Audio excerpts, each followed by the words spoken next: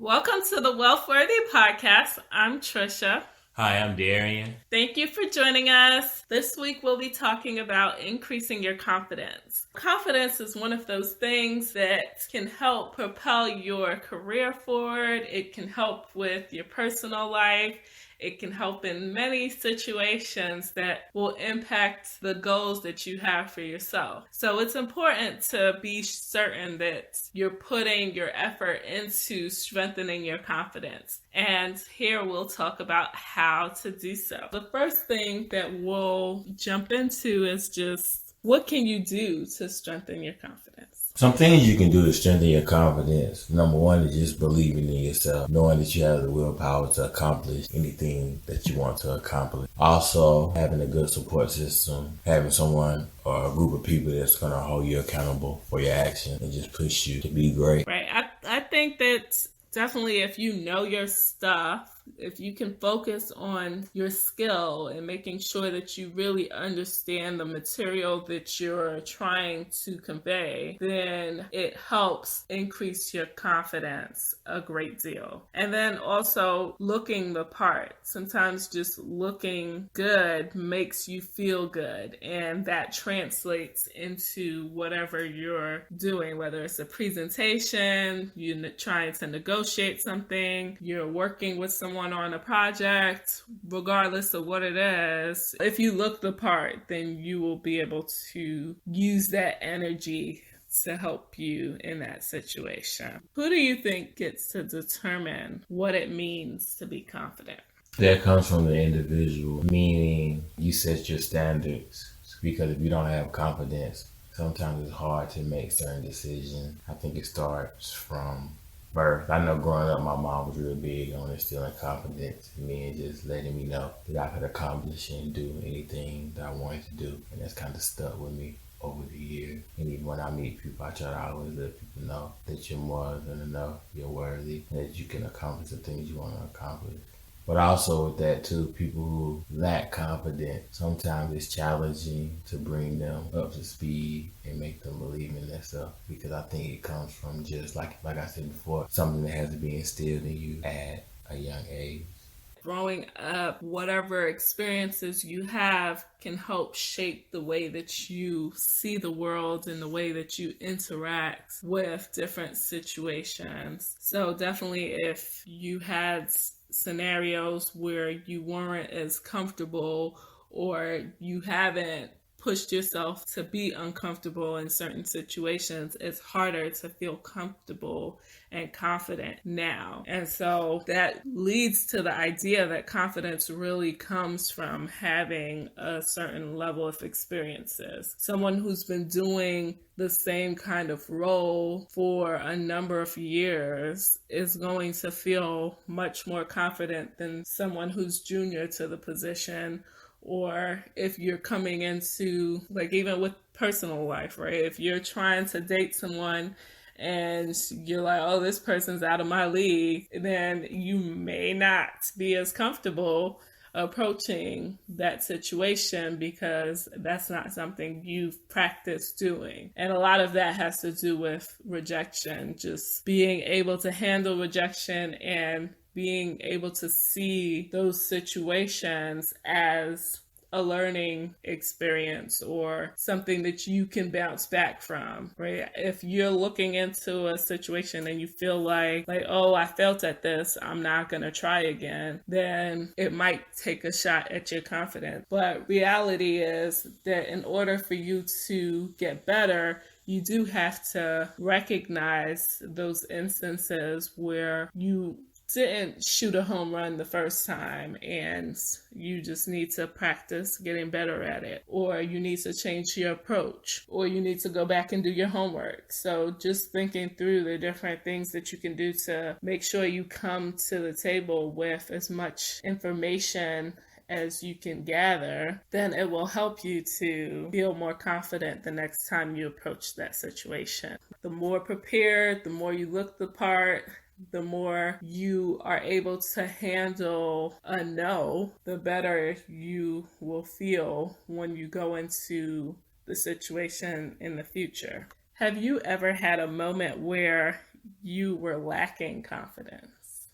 I feel pretty confident about all the things that I do. I always have been like that. Even if I don't have all the answers or know all the information, I still feel pretty confident that I'll be able to have the knowledge I need to get the job done. I'm really optimistic. So for me, I always try to just have confidence. Because I think with confidence, it teaches people how to treat you. It's kind of like when I was playing basketball, you can tell which players are which, just kind of like how they carry themselves on the court. When you're being competitive, you know who you can do certain things with. Even in general, when dealing with people know who they can treat a certain way versus others. It goes back to confidence. It just teaches people how to treat you, and it sets the standard. In my experience, I have found that there's a certain expectation for what confidence really looks like. And I had to learn that you really do have to use certain language and say things a certain way for it to come off as assertive enough for people to see it as confident. So I would go into situations feeling like I was definitely confident. I owned the room. I did what I needed to do. And then I would get the feedback that, like, oh, you didn't seem as confident about this situation as we would have liked.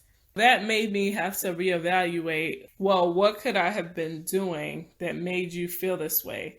And sometimes I think it's a gender thing. Well, I think there are tendencies that women tend to have, not all women, of course, but in certain situations, you're taught to have some kind of respectability about you. You are careful with how you phrase things so that people don't take it the wrong way, or it isn't misconstrued a certain way, or you might be apologizing for something before you even go into what it is that you're trying to give criticism on. And just those little things that might be normal tendencies to you start to be things that people see as a lack of confidence. And so understanding what those rules really look like so that you can better frame things in a way that can be easily construed the way you want it to be. That was one of the things I had to learn, just taking certain things out of my language so that I am sounding clear and direct about what it is that I'm trying to convey. And, last week we talked about the power of words, and this ties right back into that, where the stronger your sentence is, the more confident you come across. So taking out the I guess, or I'm going to do this, or, any language that becomes circular, or it just kind of gives you room to waver, those things all make your message less confident than you might want them to be. Learning to have more direct responses when necessary, and understanding when you can use more relaxed language.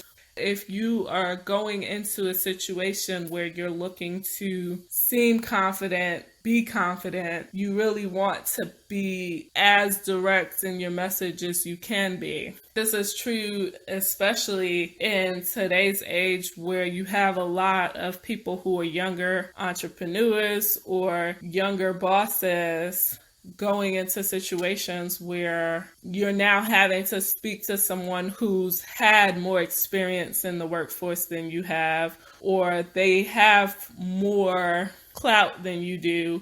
And regardless of any of that, you have to still come across as the authority.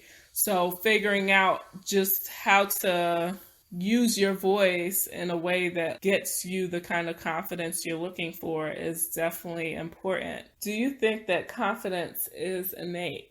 Is it something that you just have, or is it something that you think people can work on? It's both. I think some people automatically come ready with confidence, and then other people may not be fully confident, may lack some confidence in certain areas. But you can always work on your confidence and get yourself where you want to be. It's just like anything else. Kind of like with us doing this podcast, you consistently put out these episodes for a while now, and the more episodes we do, the better we get. Agreed. I definitely think it's something that you can work towards improving, but I do think that there's some initial level of confidence that you bring to the table based on the things that you know or how authentic you're being in a situation. So if you feel like you can bring your full self to the table, then you probably are more comfortable being your full self, and that confidence shows through. So if you've been singing in your choir since you were 10 and now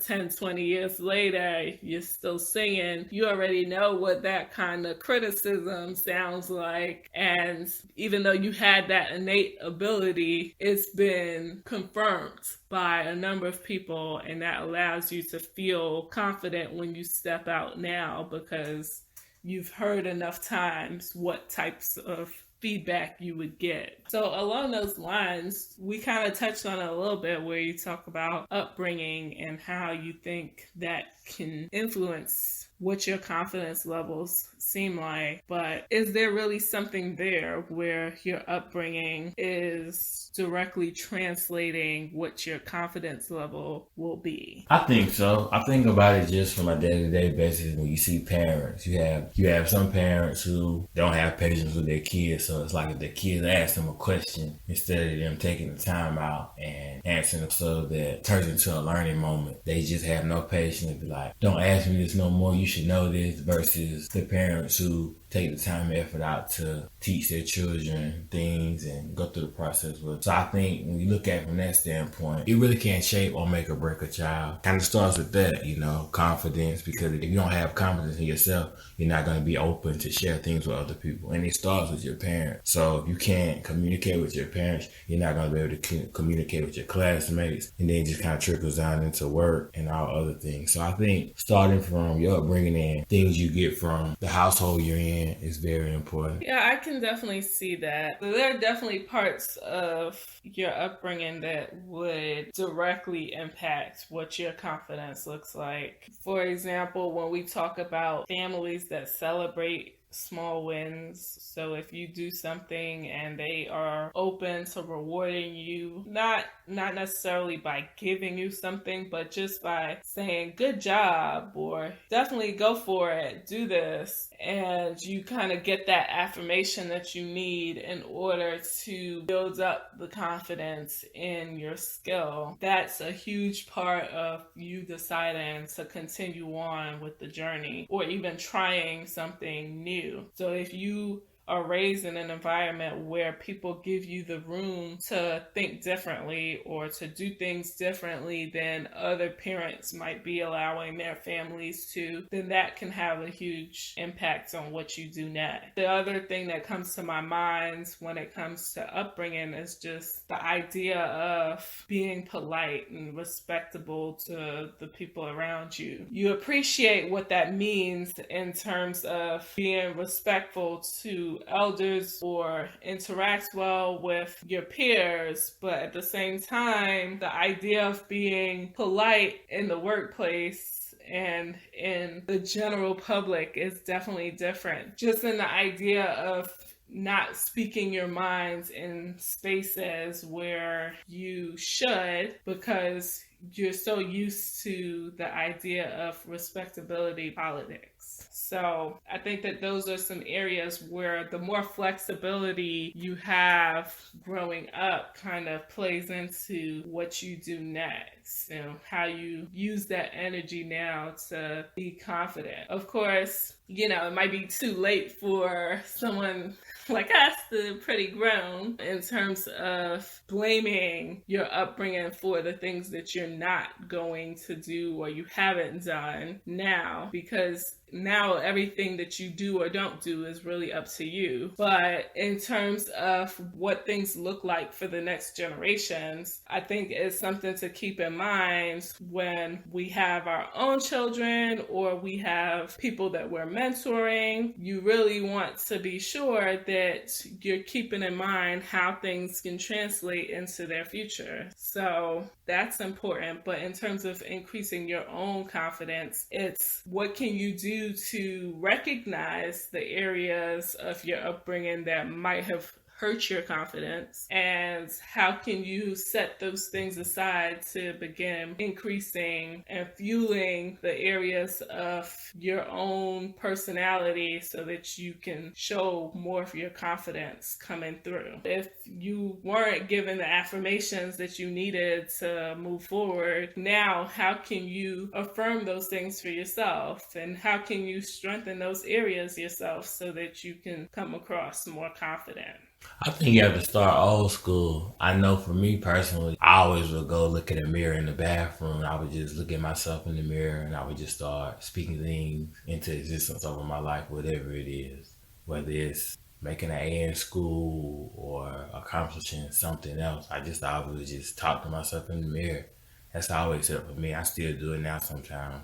Honestly, the more you can say things out loud, the more you can write it down, the more you can have those conversations with people, it'll definitely be helpful in giving you that empowerment necessary to feel confident in what you're doing next. And that really goes for any scenario of your life that you are looking to portray more confidence. Figuring out how to be yourself, how to fully bring yourself to the table is important, because you know yourself well enough that you can figure out what areas to play on in order to show the kind of confidence that you want.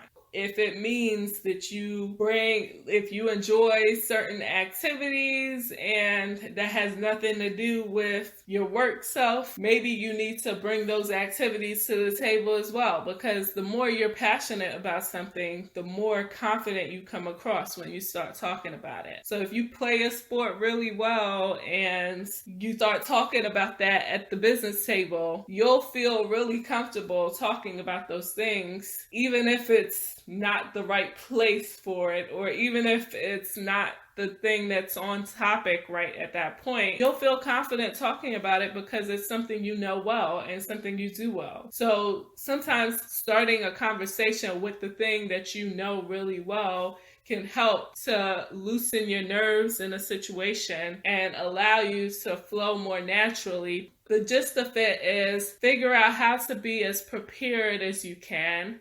Figure out how to bring your full self to the table, look the part, and make sure that you are affirming and using stronger language so that you come across as confident in whatever it is that you're doing. Hope this helps, and we look forward to talking to you again next week. Bye.